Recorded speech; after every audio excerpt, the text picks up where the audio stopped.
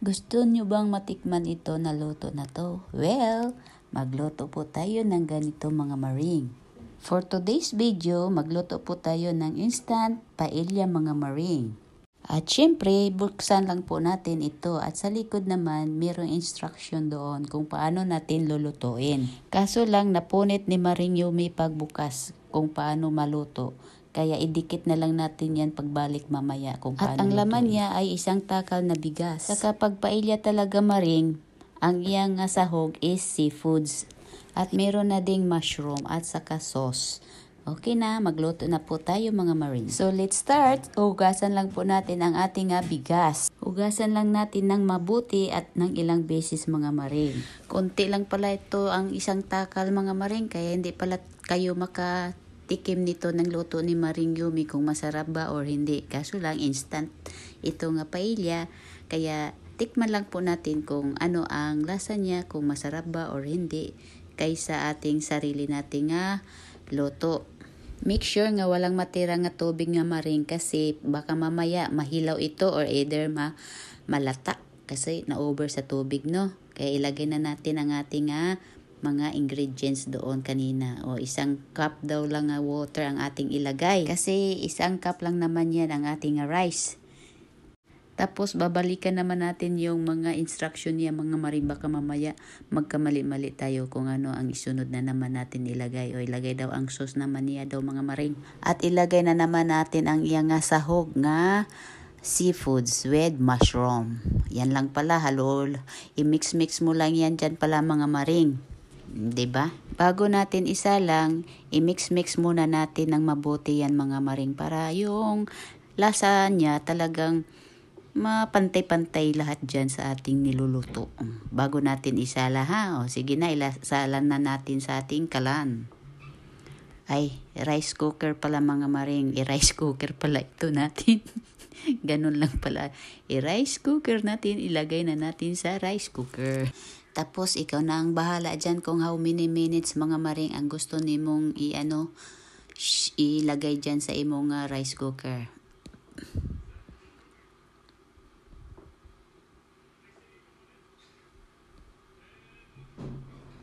Habang inintay natin yan maluluto mga maring, syempre mag Facebook muna tayo, mag social media muna tayo. O ito na, for how many minutes mga maring, luto na siya.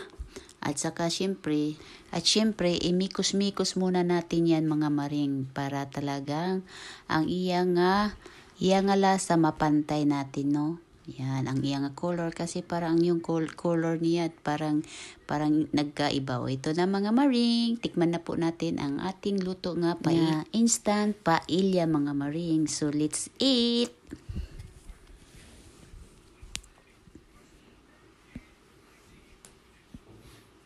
Tikman na po natin kung masarap ba or ano ang lasa niya, kung masarap ba. Kuha muna tayo ng kutsara para diretso na, kompleto na niyang ating tikiman Tikiman time. Let's eat. Okay naman ang iyang lasa mga maring, kaso yung rice niya hindi malagkit, no? Hindi siya malagkit, yung plain lang rice ang ginagamit pala sa instant paella. Iba talaga pag arroz Valenciana mga maring, masarap talaga yung arroz Valenciana nga paella.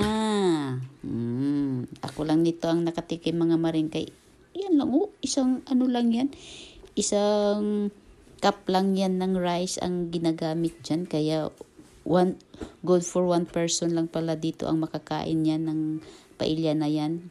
Ang iyang meron din siyang mga seafoods, ang iyang flavor, mushroom, merong pusit, merong pasayan, may alimango nga malalasahan nimo dito sa ilang paella mga maring.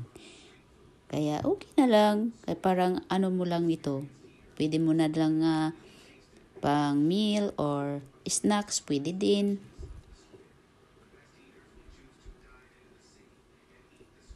And that's all for today mga maring. Thank you for watching and bye-bye. See you for next vlog.